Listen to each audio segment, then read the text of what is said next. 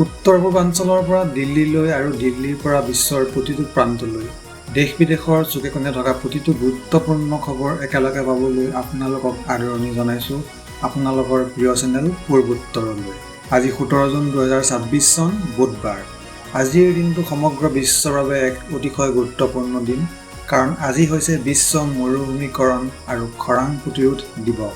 আমাৰ এই সুন্দৰ পৃথিৱীখনক মৰুভূমিত পৰিণত হোৱাৰ পৰা ৰক্ষা কৰিবলৈ আৰু প্ৰাকৃতিৰ ভাৰসাম্য বজাই ৰাখিবলৈ আজিৰ দিনটোতে সমগ্ৰ বিশ্বই একত্ৰিত হৈ সংকল্প গ্ৰহণ কৰে।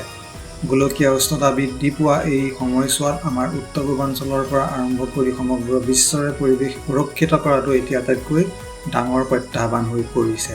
এই বিশেষ দিনটোৰ বাৰ্তাৰে আহক এতিয়া আমি পলম নকৰি চকু ফুৰাওঁ উত্তৰ পূৰ্বাঞ্চলৰ লগতে ৰাষ্ট্ৰীয় আৰু আন্তঃৰাষ্ট্ৰীয় পৰ্যায়ৰ আজিৰ দিনটো আটাইতকৈ ডাঙৰ আৰু গুৰুত্বপূৰ্ণ খবৰসমূহ। প্ৰথম খবৰটিলৈ আহিছোঁ। পুনৰ বহিৰাজ্যত কৰুণ পৰিণতি, অসমৰ নিৰীহ যুৱকক নৃশংস হত্যা। জীৱিকাৰ সন্ধানত সুদূৰ বহিৰাজ্যলৈ গৈ পুনৰ মৃত্যুক সাৱটিবলগীয়া হ'ল অসমৰ থলুৱা যুৱকে। ঘৰৰ মানুহক দুপইচা সহায় কৰাৰ সপোন লৈ যোৱা আমাৰ ৰাজ্যৰ যুৱকসকল কিমান দিনলৈকে এনেদৰে আনৰ মাটিত বলি হ'বলগীয়া হয়। অসমীয়া প্ৰতিদিনৰ এক অতি ভয়ংকৰ আৰু মৰ্মান্তিক খবৰে এতিয়া জোকাৰি গৈছে সমগ্ৰ ৰাজ্য। পুনৰ বহিৰাজ্যত এজন অসমৰ যুৱকক কৰা হ'ল নৃশংস হত্যা। কিন্তু কিয় আৰু কোনে কাঢ়ি ল'লে এই নিৰীহ যুৱকজনৰ প্ৰাণ?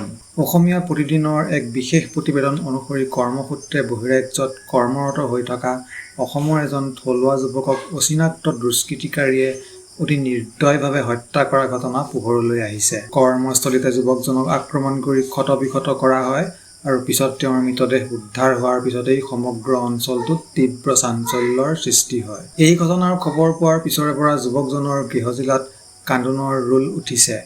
পৰিয়ালৰ একমাত্ৰ উপাৰ্জনকাৰী সন্তানটোক হেৰুৱাই এতিয়া দিশহাৰা হৈ পৰিছে বৃদ্ধ পিতৃ-মাতৃ।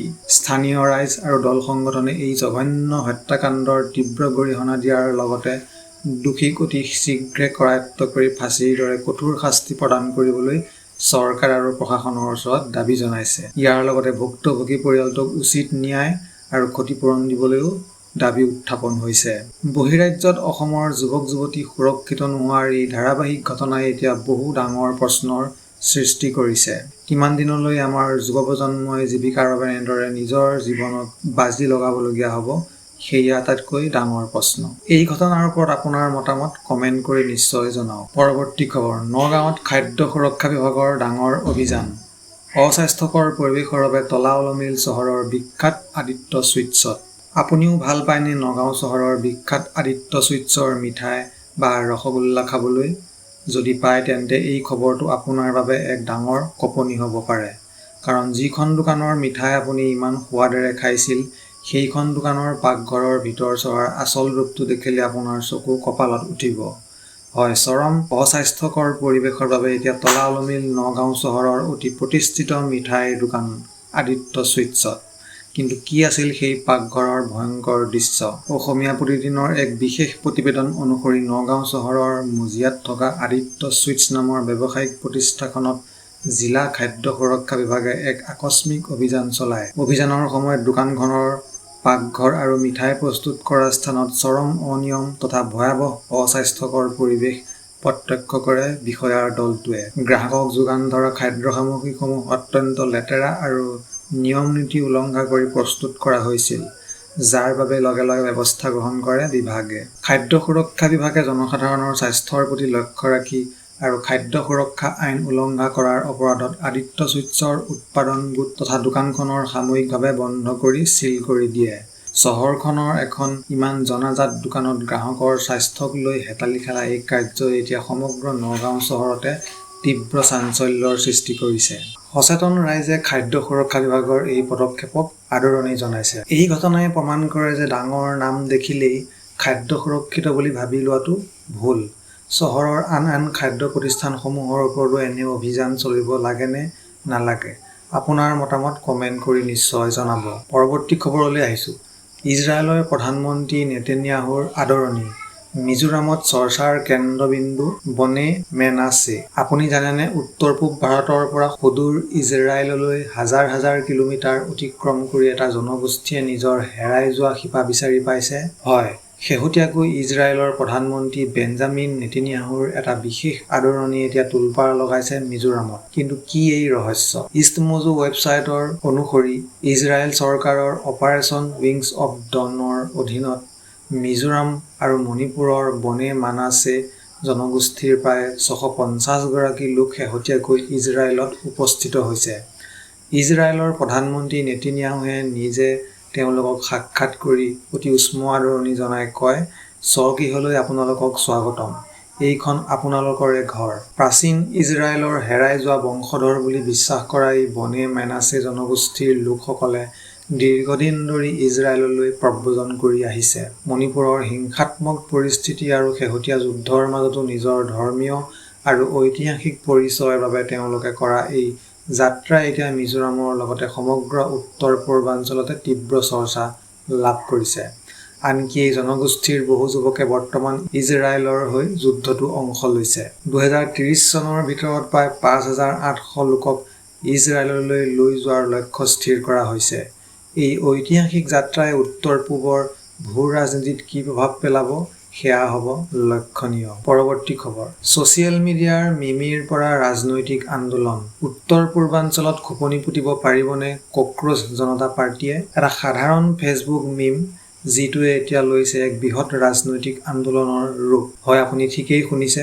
নিৰ্বাচনৰ বছৰত আমাৰ নেতাসকলে দল সলনি কৰা কাৰ্যক ব্যংগ কৰি সৃষ্টি হোৱা কক্ৰোচ জনতা পাৰ্টি বা CJP এতিয়া কেৱল এটা ধেমালি হৈ থকা নাই। কিন্তু আটাইতকৈ ডাঙৰ প্ৰশ্নটো হ'ল ছচিয়েল মিডিয়াক কঁপুৱাই তোলা এই পঁইতাচোৰাৰ দলে উত্তৰ পূব ভাৰতৰ ৰাজনীতিত সঁচাকৈ নিজৰ স্থান বনাব পাৰিবনে?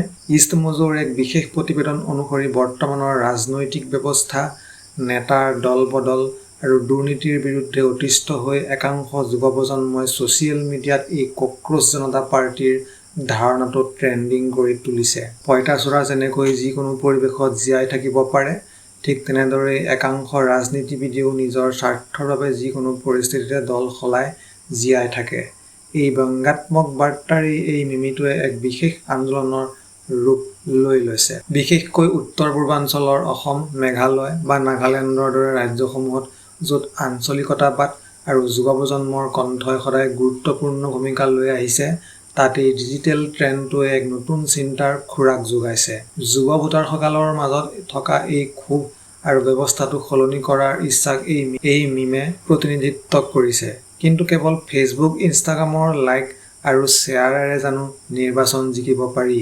উত্তৰ পূবৰ মাটিত য'ত খিলঞ্জীয়াৰ আৱেগ আৰু ভূ ৰাজনীতি অতি জটিল, তাত এনে ব্যংগাত্মক আন্দোলনে বাস্তৱিক ৰাজনৈতিক দলৰ মৰ্যাদা পোৱাটো এক ডাঙৰ প্ৰত্যাহ্বান। মিমৰ পৰা আৰম্ভ হোৱা এই যাত্ৰাই উত্তৰ পূবৰ সচেতন ভোটাৰক আমোদ দিয়াৰ লগতে এক গভীৰ বাৰ্তাও দিছে। এতিয়া সময়তহে গম পোৱা যাব যে এই কক্ৰোচ জনতা পাৰ্টি ডিজিটেল স্ক্ৰীণতে আবদ্ধ থাকিব, ইয়াৰ পৰা জন্ম হ'ব কোনো নতুন বিকল্পৰ। পৰৱৰ্তী খবৰ। মণিপুৰৰ অপহৰণৰ আৰু হত্যাকাণ্ডৰ ভয়ংকৰ পৰিণতি। JNIMSত চিনাক্ত হ'ল 4টা মৃতদেহ। ক্ষোভিত পৰিয়ালৰ সংগ্ৰাম আৰু ন্যায়ৰ দাবী। অশান্ত মণিপুৰত পুনৰ মানৱতাৰ চৰম স্খলন। অপহৰণৰ বলি হোৱা নিৰীহ লোকসকলক অৱশেষত উদ্ধাৰ কৰা হ'ল মৃত অৱস্থাত। হয়, দ্য চেণ্টিনেলৰ ৱেবছাইটৰ এক অতি উদ্বেগজনক আৰু মৰ্মান্তিক খবৰে এতিয়া সমগ্ৰ দেশ কঁপাই তুলিছে। মণিপুৰৰ JNIMS হস্পিটেলত অৱশেষত চিনাক্ত কৰা হৈছে 4টা হেৰুৱা মৃতদেহ। এই নৃশংস হত্যাকাণ্ডৰ পিছতে এতিয়া কান্দোন আৰু তীব্ৰ ক্ষোভত ফাটি পৰিছে ভুক্তভোগী পৰিয়ালসমূহ। কিন্তু কেনেকৈ এই পৰিস্থিতি নিয়ন্ত্ৰণৰ বাহিৰলৈ গ'ল? দ্য চেণ্টিনেলৰ বিশেষ প্ৰতিবেদন অনুসৰি মণিপুৰত অলপতে অপহৰণৰ বলি হোৱা বন্দীসকলৰ ভিতৰত 4 গৰাকী লোকৰ মৃতদেহ ইম্ফলৰ Jawaharlal Nehru Institute of Medical ছায়েন্সত পৰিয়ালৰ লোকে চিনাক্ত কৰিছে। দীৰ্ঘদিনৰ উৎকণ্ঠাৰ অন্তত এইদৰে মৃতদেহ উদ্ধাৰ হোৱাৰ ঘটনাই সমগ্ৰ অঞ্চলটোত এক জুইৰ দৰে পৰিস্থিতিৰ সৃষ্টি কৰিছে। মৃতদেহকেইটা চিনাক্ত কৰাৰ পিছতে শোকাকুল পৰিয়ালৰ সদস্য আৰু স্থানীয় ৰাইজ ৰাজপথলৈ ওলাই আহিছে। তেওঁলোকে এই জঘন্য হত্যাকাণ্ডৰ তীব্ৰ গৰিহণা দিয়াৰ লগতে চৰকাৰ আৰু প্ৰশাসনৰ ওপৰত তৎক্ষণিক ন্যায় বা ছুইফ্ট জাষ্টিছৰ দাবী উত্থাপন কৰিছে।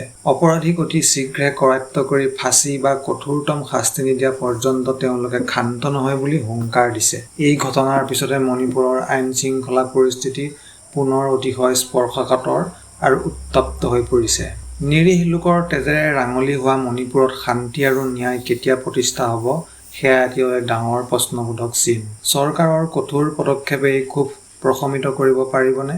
এই সন্দৰ্ভত আপোনাৰ মতামত কমেণ্ট কৰি নিশ্চয় জনাওক। পৰৱৰ্তী খবৰ, ভয়াৱহ তথ্য। অসমৰ ভৱিষ্যত এতিয়াও অপুষ্টিৰ কবলত।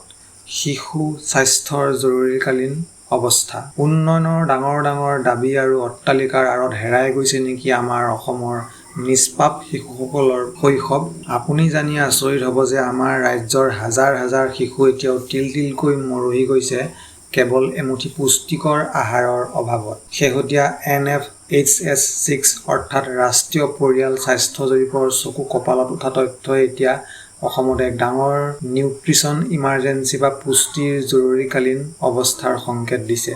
কিন্তু ক'ত ভুল হৈছে আমাৰ? ইষ্ট মজুৰ বিশেষ প্ৰতিবেদন অনুসৰি কেন্দ্ৰীয় চৰকাৰৰ NFHS-6ৰ পৰিসংখ্যাই অসমত শিশু আৰু মাতৃৰ স্বাস্থ্যৰ এক অতি কৰুণ ছবি দাঙি ধৰিছে। চৰকাৰীভাৱে পোষণ অভিযান বা বিভিন্ন আঁচনি চলাই থকাৰ পিছতো অসমৰ শিশুৰ মাজত অপুষ্টি, বাওনা হ'ব খোজা প্ৰৱণতা আৰু বয়সৰ তুলনাত কম ওজন হোৱা সমস্যা হ্ৰাস পোৱাৰ বিপৰীতে বহু ঠাইত বৃদ্ধিহে পাইছে। প্ৰতিবেদনখনত উল্লেখ কৰা অনুসৰি ৰাজ্যখনৰ গ্ৰাম্য আৰু বিশেষকৈ চাহ বাগিচা অঞ্চলসমূহৰ শিশুসকল আটাইতকৈ বেছি ভুক্তভোগী। পুষ্টিকৰ খাদ্যৰ অভাৱ আৰু মাতৃসকলৰ মাজত থকা প্ৰচণ্ড ৰক্তহীনতা ইয়াৰ মূল কাৰণ হিচাপে চিহ্নিত হৈছে। প্ৰসূতি মাতৃসকল নিজেই অপুষ্টিত ভোগাৰ বাবে নৱজাতক শিশুসকলো দুৰ্বল হৈ জন্মগ্ৰহণ কৰিছে, যিয়ে অসমৰ ভৱিষ্যত প্ৰজন্মক এক গভীৰ সংকটৰ পিনে ঠেলি দিছে। এই তথ্যই প্ৰমাণ কৰে যে কেৱল কাগজে কলমে আঁচনি প্ৰস্তুত কৰিলেই নহ'ব, মাটিৰ বুকুত ইয়াৰ সঠিক ৰূপায়ণ হ'ব লাগিব। সচেতন নাগৰিক হিচাপে এতিয়া আমাৰ সকলোৰে দায়িত্ব এই পুষ্টিহীনতাৰ বিৰুদ্ধে মাত মতাৰ। কাৰণ শিশুৱেই যদি সুৰক্ষিত নহয় তেন্তে ৰাজ্যৰ উন্নয়ন কেনেকৈ হ'ব? পৰৱৰ্তী খবৰ, অৰুণাচলৰ বৰ্ষাৰণ্যত বিজ্ঞানীৰ অভিনৱ পৰীক্ষা। ভেকুলীৰ মাত শুনি উন্মোচন কৰিলে প্ৰকৃতিৰ গোপন ৰহস্য। অৰুণাচল প্ৰদেশৰ ঘন কলা অন্ধকাৰ বৰ্ষাৰণ্য, য'ত মানুহৰ ভৰিৰ খোজ সহজে নপৰে, তাত এতিয়া বিজ্ঞানীসকলে নিশাৰ অন্ধকাৰত কাণ পাতি বহিছে। কিন্তু কিহৰ বাবে? কোনো হিংস্ৰ জন্তু নহয়, বৰঞ্চ বৰ্ষাৰণ্যৰ সৰু সৰু ভেকুলীবোৰৰ মাত শুনি তেওঁলোকে আৱিষ্কাৰ কৰিছে প্ৰকৃতিৰ এক ডাঙৰ ৰহস্য। হয়, অৰুণাচলৰ অৰণ্যত লুকাই থকা এক বিশাল জৈৱ বৈচিত্ৰ্যৰ সন্ধান পাইছে বিজ্ঞানীসকলে, যি কথাই এতিয়া বিশ্বজুৰি তোলপাৰ লগাইছে। ইষ্ট মজুৰ এক বিশেষ প্ৰতিবেদন অনুসৰি গৱেষক আৰু বিজ্ঞানীৰ দলে অৰুণাচল প্ৰদেশৰ নামদফা ৰাষ্ট্ৰীয় উদ্যান আৰু ইয়াৰ আশে-পাশে থকা বৰ্ষাৰণ্যসমূহত এক বিশেষ প্ৰযুক্তি ব্যৱহাৰ কৰিছে।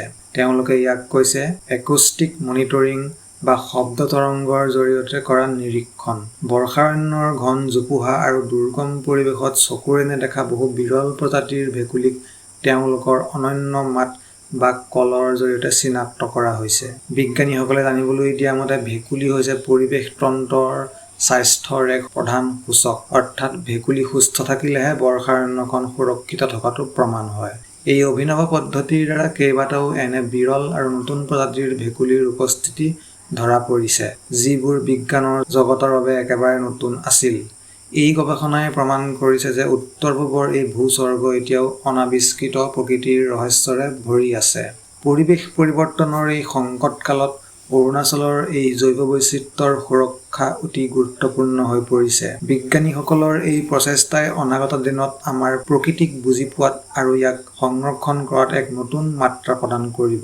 পৰৱৰ্তী খবৰ, মায়ানগৰী মুম্বাইত অসমৰ জীয়ৰীৰ ধামাকা। শিৱসাগৰৰ প্ৰিন্সিপিয়া ফুকনে আজৰি আনিলে মিছ কিড গ্ৰেণ্ড উইনাৰৰ খিতাপ। অসমবাসীৰ বাবে আকৌ এটা ডাঙৰ আৰু গৌৰৱৰ খবৰ। মায়ানগৰী মুম্বাইৰ বুকুত জিলিকি উঠিল অসমৰ আন এগৰাকী কণমানি প্ৰতিভা। নিজৰ অপূৰ্ব সৌন্দৰ্য আৰু তীক্ষ্ণ বুদ্ধিমত্তাৰে ৰাষ্ট্ৰীয় পৰ্যায়ত অসমৰ নাম সোণালী আখৰেৰে লিখি থৈ আহিল শিৱসাগৰৰ এগৰাকী জীয়ৰীয়ে। হয়, দ্য চেণ্টিনেলৰ ৱেবছাইটত এক বিশেষ প্ৰতিবেদন অনুসৰি মুম্বাইত অনুষ্ঠিত হোৱা এক গ্লেমাৰ্ছ ৰাষ্ট্ৰীয় প্ৰতিযোগিতাত মিছ কিড গ্ৰেণ্ড উইনাৰ মূল খিতাপ অৰ্জন কৰিছে অসমৰ প্ৰিন্সিপিয়া ফুকনে। কিন্তু কেনেকৈ এই যাত্ৰা সম্ভৱ কৰিলে এই কণমানিগৰাকীয়ে? দ্য চেণ্টিনেলৰ ৰিপৰ্ট অনুসৰি ঐতিহাসিক শিৱসাগৰ চহৰৰ নিবাসী প্ৰিন্সিপিয়া ফুকনে অলপতে মুম্বাইত অনুষ্ঠিত হোৱা নেশ্যনেল লেভেলৰ এখন ফেশ্বন আৰু মডেলিং প্ৰতিযোগিতাত অংশগ্ৰহণ কৰিছিল। দেশৰ বিভিন্ন ৰাজ্যৰ পৰা অহা শ্ৰেষ্ঠ প্ৰতিভাশালী শিশুসকলক পিছ পেলাই প্ৰিন্সিয়ে নিজৰ আত্মবিশ্বাস আৰু অনবদ্য কেটৱাকৰ জৰিয়তে বিচাৰকসকলৰ মন জয় কৰিবলৈ সক্ষম হয়। প্ৰতিযোগিতাখনৰ শেষত প্ৰিন্সি প্ৰিয়া ফুকনক আধিকাৰিকভাৱে মিছ কিড গ্ৰেণ্ড উইনাৰ হিচাপে ঘোষণা কৰা হয়। এই ঐতিহাসিক সাফল্যৰ পিছতে এতিয়া সমগ্ৰ শিৱসাগৰ জিলাৰ লগতে ৰাজ্যজুৰি আনন্দৰ বন্যা বৈছে। ছ'চিয়েল মিডিয়াৰ পৰা আৰম্ভ কৰি বিভিন্ন দল সংগঠনে এতিয়া এই কণমানি প্ৰতিভাজনক শুভেচ্ছাৰে উপচাই পেলাইছে। পৰিয়ালৰ লোকে জনোৱা মতে প্ৰিন্সিয়ে সৰুৰে পৰাই মডেলিং আৰু ফেশ্বনৰ প্ৰতি বিশেষ আগ্ৰহ প্ৰকাশ কৰি আহিছিল আৰু তাইৰ এই সফলতাই ভৱিষ্যতে অসমৰ বহুতক অনুপ্ৰাণিত কৰিব। অসমৰ থলুৱা প্ৰতিভাই যেতিয়া ৰাষ্ট্ৰীয় বা আন্তঃৰাষ্ট্ৰীয় মঞ্চত এনেদৰে নিজৰ শ্ৰেষ্ঠত্ব প্ৰমাণ কৰে, তেতিয়া প্ৰতিগৰাকী অসমীয়াৰে বুকু গৌৰৱেৰে ফুলি উঠে। আমাৰ চেনেলৰ তৰফৰ পৰাও প্ৰিন্সি প্ৰিয়া ফুকনলৈ থাকিল অলেখ শুভকামনা। এই খবৰটো আপোনাৰ বন্ধু-বান্ধৱীৰ সৈতেও শ্বেয়াৰ কৰিবলৈ নাপাহৰিব। ধ্বংসৰ গৰাহত ছিকিম, মানুহৰ ভুল ইঞ্জিনিয়াৰিঙে হিমালয়ক ঠেলি দিছে নেকি এক ভয়াৱহ বিপৰ্যয়ৰ পিনে। লাহে লাহে তললৈ বহি গৈছে সুদূৰ পাহাৰীয়া ৰাজ্য ছিকিম। হয়, আপুনি ঠিকেই শুনিছে। যি বিশাল হিমালয়ক আমি আমাৰ গৌৰৱ বুলি ভাবোঁ, সেই হিমালয় এতিয়া খহি পৰিবলৈ আৰম্ভ কৰিছে। কিন্তু ই কোনো প্ৰাকৃতিক দুৰ্যোগ নহয়, বৰঞ্চ উন্নয়নৰ নামত মানুহে কৰা ডাঙৰ ডাঙৰ ভুল ইঞ্জিনিয়াৰিঙৰ এক ভয়াৱহ পৰিণতি। শেহতীয়াকৈ ইষ্ট মজুৰ এক বিশেষ প্ৰতিবেদনে সমগ্ৰ দেশবাসীৰ চকু কপালত তুলিছে। কিন্তু কিয় ধ্বংসৰ গৰাহলৈ গতি কৰিছে ছিকিম? ইষ্ট মজুৰ প্ৰতিবেদন অনুসৰি ছিকিমৰ কেইবাটাও অঞ্চলত ভূমিস্খলন আৰু মাটি বহি যোৱা সমস্যাই বৰ্তমান এক জৰুৰীকালীন পৰিস্থিতিৰ সৃষ্টি কৰিছে। পৰিৱেশবিদসকলৰ মতে পাহাৰৰ সংবেদনশীলতাক আওকাণ কৰি কৰা অনিয়ন্ত্ৰিত নিৰ্মাণ কাৰ্য যেনে বিশাল জলবিদ্যুৎ প্ৰকল্পৰ বান্ধ, সুৰংগ খন্দা আৰু অপৰিকল্পিতভাৱে ঘাইপথ বহল কৰাৰ বাবেই হিমালয়ৰ এই কঠিন ভূখণ্ড এতিয়া দুৰ্বল হৈ পৰিছে। প্ৰকৃতিৰ বুকুত চলোৱা এই অত্যাচাৰৰ ফলস্বৰূপে পাহাৰৰ স্থিৰতা হেৰাই গৈছে, যাৰ বাবে অলপ বৰষুণতেই সমগ্ৰ অঞ্চলটোত ধাৰাবাহিক ভূমিস্খলন হোৱা দেখা গৈছে, যাৰ ফলত হাজাৰ হাজাৰ থলুৱা লোকৰ ঘৰ-দুৱাৰ আৰু জীৱন বিপদাপন্ন হৈ পৰিছে। বিজ্ঞানীসকলে সকীয়াই দিছে যে যদিহে এতিয়াও এই তথাকথিত আধুনিক ইঞ্জিনিয়াৰিঙৰ ধাৰা সলনি কৰা নহয়, তেন্তে ভৱিষ্যতে ছিকিমে এক অপূৰণীয় ডাঙৰ বিপৰ্যয়ৰ মুখামুখি হ'ব লাগিব। উন্নয়ন নিশ্চিতভাৱে প্ৰয়োজন, কিন্তু প্ৰকৃতিক ধ্বংস কৰি কৰা এনে উন্নয়নে অনাগত দিনত কাৰো বাবেই কল্যাণ কঢ়িয়াই নানিব। এতিয়া সময় আহি পৰিছে প্ৰকৃতি আৰু মানুহৰ মাজত এক ভাৰসাম্য ৰক্ষা কৰাৰ, নহ'লে প্ৰকৃতিৰ ৰুদ্ৰৰূপে সকলো নিঃশেষ কৰি দিব। পৰৱৰ্তী খবৰ। কেন্দ্ৰীয় চৰকাৰৰ ডাঙৰ সিদ্ধান্ত। এতিয়াৰ পৰা ডাক্তৰ প্ৰেছক্ৰিপশ্যন অবিহনে কিনিব নোৱাৰিব কাহত ব্যৱহাৰ কৰা কফ চিৰাপ। যদি আপোনাৰ ঘৰত কাৰোবাৰ কাহ হৈছে আৰু আপুনি ফাৰ্মাচীলৈ গৈ নিজৰ মতে কফ চিৰাপ কিনি আনিবলৈ ভাবিছে, তেন্তে সাৱধান। এতিয়াৰ পৰা আপুনি ইচ্ছা কৰিলেই দোকানৰ পৰা পোনপটীয়াভাৱে কোনো কফ চিৰাপ কিনিব নোৱাৰিব। হয়, ফাৰ্মাচীৰ পৰা কফ চিৰাপ কিনিবলৈ এতিয়াৰ পৰা লাগিব ডাক্তৰৰ লিখিত অনুমতি, অৰ্থাৎ প্ৰেছক্ৰিপশ্যন। কিন্তু হঠাৎ কেন্দ্ৰীয় চৰকাৰে কিয় ল'বলগীয়া হ'ল এই কঠোৰ সিদ্ধান্ত? কিয় জাৰি কৰা হৈছে এই নতুন গাইডলাইন? দ্য মুৰং এক্সপ্ৰেছৰ এক বিশেষ প্ৰতিবেদন অনুসৰি কেন্দ্ৰীয় স্বাস্থ্য মন্ত্ৰালয়ে ড্ৰাগছ ৰুলছ 1945ৰ এক গুৰুত্বপূৰ্ণ সংশোধনী ঘটাইছে। চৰকাৰে জাৰি কৰা ড্ৰাগছ নিয়ম 2026 অনুসৰি কফ চিৰাপসমূহ সকলো ধৰণৰ জুলীয়া ঔষধক শ্বেডুল কেৰ ৰেহাই তালিকাৰ পৰা বাদ দিয়া হৈছে। ইয়াৰ অৰ্থ হ'ল এতিয়াৰ পৰা যিকোনো ফাৰ্মাচী বা ঔষধৰ দোকানীয়ে এজন পঞ্জীয়নভুক্ত চিকিৎসকৰ বৈধ প্ৰেছক্ৰিপশ্যন অবিহনে গ্ৰাহকক কোনো কফ চিৰাপ বিক্ৰী কৰিব নোৱাৰিব। দেশৰ বিভিন্ন প্ৰান্তত বিশেষকৈ শিশুৰ ক্ষেত্ৰত কফ চিৰাপৰ অপব্যৱহাৰ, অতিমাত্ৰা সেৱন আৰু ইয়াৰ পাৰ্শ্বক্ৰিয়াৰ ফলত সৃষ্টি হোৱা অনাকাংক্ষিত দুৰ্ঘটনা ৰোধ কৰাৰ বাবে এই পদক্ষেপ লোৱা হৈছে। বিশেষজ্ঞসকলৰ মতে বহু লোকে সাধাৰণ কাহ চৰ্দি হ'লেই ডাক্তৰৰ পৰামৰ্শ নোলোৱাকৈ ফাৰ্মাচীৰ পৰা ঔষধ কিনি গ্ৰহণ কৰে, যিয়ে স্বাস্থ্যৰ চৰম ক্ষতি কৰিব পাৰে। এই নতুন নিয়মে ঔষধৰ অনিয়ন্ত্ৰিত বিক্ৰী আৰু অপব্যৱহাৰ সম্পূৰ্ণৰূপে নিয়ন্ত্ৰণ কৰিব বুলি ধাৰণা কৰা হৈছে। চৰকাৰৰ এই নতুন নিয়মে জনসাধাৰণক স্ব-চিকিৎসা বা ছেল্ফ মেডিকেশ্যনৰ পৰা বিৰত ৰাখিব আৰু ঔষধ ক্ৰয়ৰ প্ৰক্ৰিয়াক অধিক সুৰক্ষিত কৰিব। গতিকে এতিয়াৰ পৰা কাহ হ'লে ফাৰ্মাচীলৈ দৌৰাৰ আগতে চিকিৎসকৰ পৰামৰ্শ ল'বলৈ নাপাহৰিব। পৰৱৰ্তী খবৰ। ভাৰতত সাময়িকভাৱে বন্ধ হ'ল টেলিগ্ৰাম। নিট ইউজি 2024 পুনৰ পৰীক্ষাৰ বাবে চৰকাৰৰ ডাঙৰ পদক্ষেপ। যদি আপুনিও দিনটোত হাজাৰবাৰ টেলিগ্ৰাম ব্যৱহাৰ কৰে তেন্তে আপোনাৰ বাবে আহিছে এটা অতি জৰুৰী তথা ডাঙৰ খবৰ। সমগ্ৰ ভাৰতবৰ্ষতে আগন্তুক 22 জুনলৈকে সম্পূৰ্ণৰূপে নিষিদ্ধ কৰা হৈছে জনপ্ৰিয় মেছেজিং এপ্লিকেশ্যন টেলিগ্ৰাম। কিন্তু হঠাতে কেন্দ্ৰীয় চৰকাৰে কিয় ল'বলগীয়া হ'ল এই চৰম সিদ্ধান্ত? ইয়াৰ আঁৰত নিট ইউজি 2024 পুনৰ পৰীক্ষাৰ কি ৰহস্য লুকাই আছে জানিবলৈ ভিডিঅ'টো শেষৰলৈকে চাওক। দ্য মোৰং এক্সপ্ৰেছৰ এক বিশেষ প্ৰতিবেদন অনুসৰি আগন্তুক নিট ইউজি 2024 পুনৰ পৰীক্ষা সুচাৰুৰূপে আৰু নিকাভাৱে অনুষ্ঠিত কৰাৰ স্বাৰ্থত কেন্দ্ৰীয় চৰকাৰে 22 জুনলৈকে সমগ্ৰ দেশতে টেলিগ্ৰাম সেৱা সাময়িকভাৱে বন্ধ কৰি দিছে। বিগত সময়ছোৱাত গুৰুত্বপূৰ্ণ পৰীক্ষাসমূহৰ প্ৰশ্নকাকত ফাদিল কৰা আৰু ভুৱা খবৰ বিয়পোৱাৰ ক্ষেত্ৰত টেলিগ্ৰাম চেনেলসমূহ সঘনাই ব্যৱহাৰ হোৱাৰ অভিযোগ উত্থাপন হৈ আহিছিল। বিশেষকৈ নিট পৰীক্ষাক লৈ সৃষ্টি হোৱা বিতৰ্ক আৰু ছাত্ৰ-ছাত্ৰীসকলৰ ভৱিষ্যতৰ সুৰক্ষাৰ প্ৰতি লক্ষ্য ৰাখি চৰকাৰে এইবাৰ কোনো ধৰণৰ ৰিস্ক ল'ব বিচৰা নাই। এই গুৰুত্বপূৰ্ণ পৰীক্ষাটোৰ পূৰ্বে যাতে কোনো ধৰণৰ প্ৰশ্নকাকত ফাদিলৰ উৰাবাতৰি বা অবৈধ কাৰ্যকলাপ ছ'চিয়েল মিডিয়াত বিয়পাব নোৱাৰে তাক প্ৰতিৰোধ কৰিবলৈকে এই কঠোৰ নিষেধাজ্ঞা জাৰি কৰা হৈছে। গৃহ মন্ত্ৰালয় আৰু তথ্য প্ৰযুক্তি মন্ত্ৰালয়ে যুটীয়াভাৱে এই নিৰ্দেশনা কাৰ্যকৰী কৰিছে। চৰকাৰৰ এই পদক্ষেপে পৰীক্ষাৰ স্বচ্ছতা বজাই ৰখাত কিমান সহায় কৰিব সেয়া লক্ষণীয় হ'ব। কিন্তু 22 জুনলৈকে টেলিগ্ৰাম বন্ধ হোৱাৰ বাবে এতিয়া কোটি কোটি ব্যৱহাৰকাৰী সমস্যাৰ সন্মুখীন হৈছে। চৰকাৰৰ এই সিদ্ধান্তক আপুনি সমৰ্থন কৰে নে নকৰে কমেণ্ট কৰি নিশ্চয় জনাব। পৰৱৰ্তী খবৰ, মণিপুৰত প্ৰথমবাৰৰ বাবে আয়োজন মিছ ইউনিভাৰ্ছ কণ্টেষ্টৰ। গ্লেমাৰ আৰু সামাজিক সজাগতাৰ অপূৰ্ব সংমিশ্ৰণ। ফেশ্বন, গ্লেমাৰ আৰু সুন্দৰীৰ মেলা। কিন্তু এইবাৰ কেৱল শাৰীৰিক সৌন্দৰ্যই নহয় বৰঞ্চ ইয়াৰ আঁৰত থাকিব এক সবল সামাজিক বাৰ্তা। হয়, উত্তৰ পূৰ্বাঞ্চলৰ ইতিহাসত প্ৰথমবাৰৰ বাবে ঘটিবলৈ গৈ আছে এক অভূতপূৰ্ব ঘটনা। মণিপুৰ এতিয়া সাজু হৈছে এক ঐতিহাসিক ক্ষণৰ সাক্ষী হ'বলৈ। ৰাজ্যখনত প্ৰথমবাৰৰ বাবে অনুষ্ঠিত হ'বলৈ গৈ আছে Miss Universe Manipur. The sentinel ৱেবছাইটত প্ৰকাশিত এক প্ৰতিবেদন অনুসৰি এই প্ৰতিযোগিতাই কেৱল ফেশ্বন জগততে আলোড়নৰ সৃষ্টি কৰা নাই, বৰঞ্চ ইয়াৰ মূল উদ্দেশ্য হৈছে গ্লেমাৰৰ জৰিয়তে সামাজিক সজাগতা বৃদ্ধি কৰা। মণিপুৰৰ থলুৱা সংস্কৃতি, পৰম্পৰা আৰু প্ৰতিভাক বিশ্ব দৰবাৰলৈ লৈ যোৱাৰ বাবে এয়া এক সুবৰ্ণ সুযোগ। এই মঞ্চৰ জৰিয়তে প্ৰতিযোগীসকলে সমাজৰ বিভিন্ন গুৰুত্বপূৰ্ণ বিষয় যেনে নাৰী সবলীকৰণ, মানসিক স্বাস্থ্য আৰু সামাজিক পৰিৱৰ্তনৰ সপক্ষে মাত মাতিব। আয়োজক সমিতিৰ মতে এই প্ৰতিযোগিতাই মণিপুৰী যুৱতীসকলক এক আন্তঃৰাষ্ট্ৰীয় পৰিচয় দিয়াৰ লগতে তেওঁলোকৰ আত্মবিশ্বাস দুগুণে বৃদ্ধি কৰিব। এতিয়া কেৱল অপেক্ষা, কাৰ শিৰত জিলিকিব মণিপুৰৰ প্ৰথমগৰাকী মিছ ইউনিভাৰ্ছৰ মুকুট। পৰৱৰ্তী খবৰ, নাগালেণ্ডত আনুষ্ঠানিকভাৱে আৰম্ভ হ'ল 2027 চনৰ লোকপিয়ল। 30 জুনলৈ চলিব ডিজিটেল ছেল্ফ এনিউমেৰেচনৰ প্ৰক্ৰিয়া। আপোনাৰ এটা ভুল তথ্যই সলনি কৰি দিব পাৰে সমগ্ৰ ৰাজ্যৰে ভৱিষ্যতৰ উন্নয়নৰ ছবি। হয়, নাগালেণ্ডৰ প্ৰতিগৰাকী নাগৰিকৰ বাবে এতিয়া আটাইতকৈ গুৰুত্বপূৰ্ণ সময়।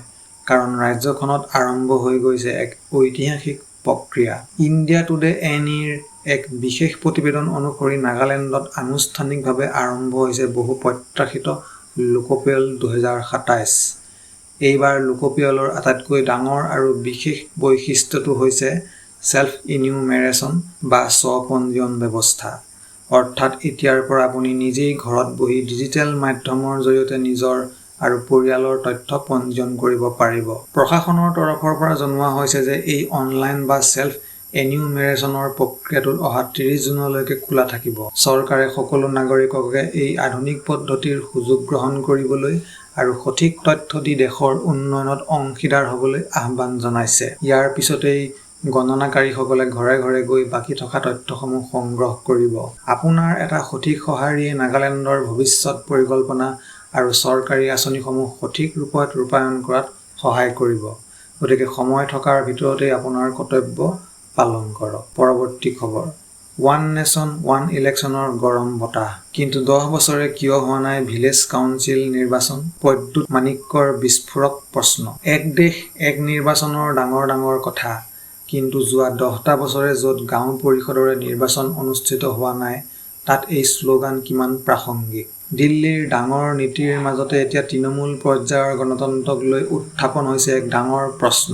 ইণ্ডিয়া টুডে এনিৰ এক বিশেষ প্ৰতিবেদন অনুসৰি কেন্দ্ৰীয় চৰকাৰৰ ওৱান নেশ্যন ওৱান ইলেকশ্যন নীতিক লৈ এইবাৰ ত্ৰিপুৰাত তীব্ৰ প্ৰতিক্ৰিয়া প্ৰকাশ কৰিছে ত্ৰিপুৰা মথাৰ প্ৰধান প্ৰদ্যুৎ কিশোৰ মাণিক্য দেৱবৰ্মাই। তেওঁ চৰকাৰৰ এই নীতিক তীব্ৰ সমালোচনা কৰি এক ডাঙৰ প্ৰশ্ন উত্থাপন কৰিছে। প্ৰদ্যুৎ মাণিক্যৰ অভিযোগ, দেশত লোকসভা আৰু বিধানসভা নিৰ্বাচন একেলগে পাতিবলৈ যো-জা চলোৱা হৈছে ঠিকেই, কিন্তু ত্ৰিপুৰাৰ স্বায়ত্তশাসিত পৰিষদৰ অধীনত থকা ভিলেজ কাউন্সিল বা গাঁও পৰিষদসমূহৰ নিৰ্বাচন যোৱা 10 বছৰে কিয় অনুষ্ঠিত কৰা হোৱা নাই। তেওঁ ক্ষোভেৰে প্ৰকাশ কৰে যে যদি তৃণমূল পৰ্যায়ত গণতন্ত্ৰ সুৰক্ষিত নহয় তেন্তে এনে ডাঙৰ আঁচনিৰ কি অৰ্থ আছে।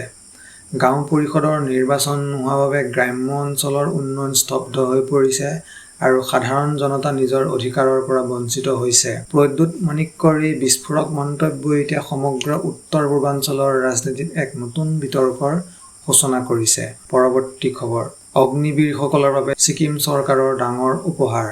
আৰক্ষীৰ 20% পদ সংৰক্ষণ কৰিবলৈ মুখ্যমন্ত্ৰী প্ৰেম সিং তামাঙৰ ঐতিহাসিক ঘোষণা। দেশৰ সেৱা কৰি অহা অগ্নিবীৰসকলৰ ভৱিষ্যতক লৈ সমগ্ৰ দেশতে চৰ্চা চলি থকাৰ মাজতেই এতিয়া সন্মুখলৈ আহিছে এক অতি ডাঙৰ আৰু যোগাত্মক খবৰ। দেশৰ ভিতৰতে প্ৰথমবাৰৰ বাবে এক নজিৰবিহীন পদক্ষেপ লৈ চমক সৃষ্টি কৰিছে উত্তৰ পূৰ্বাঞ্চলৰ এখন বিশেষ ৰাজ্যই। ইণ্ডিয়া টুডে এনিৰ এক বিশেষ প্ৰতিবেদন অনুসৰি ছিকিমৰ মুখ্যমন্ত্ৰী প্ৰেম সিং তামাঙে ৰাজ্যৰ যুৱ প্ৰজন্ম আৰু অগ্নিবীৰসকলৰ বাবে এক ঐতিহাসিক ঘোষণা কৰিছে।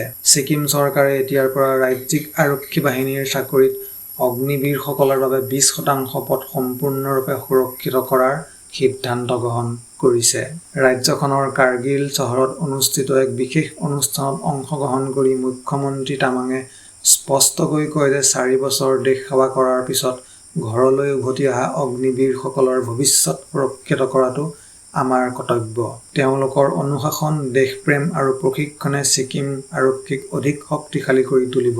চৰকাৰৰ এই যুগান্তকাৰী সিদ্ধান্তই কেৱল ছিকিমৰে নহয়, বৰঞ্চ সমগ্ৰ দেশৰে অগ্নিবীৰসকলৰ মাজত এক নতুন আশা আৰু উৎসাহৰ সঞ্চাৰ কৰিছে। এতিয়া দেশৰ অন্যান্য ৰাজ্যসমূহেও ছিকিমৰ এই আদৰ্শ অনুসৰণ কৰিবনে, সেয়া লক্ষণীয় হ'ব। গতিকে বন্ধুসকল, আজিৰ খবৰ ইমানেই আছিলে। খবৰসমূহ কেনে লাগিলে আমাক জনাবলৈ নাপাহৰিব।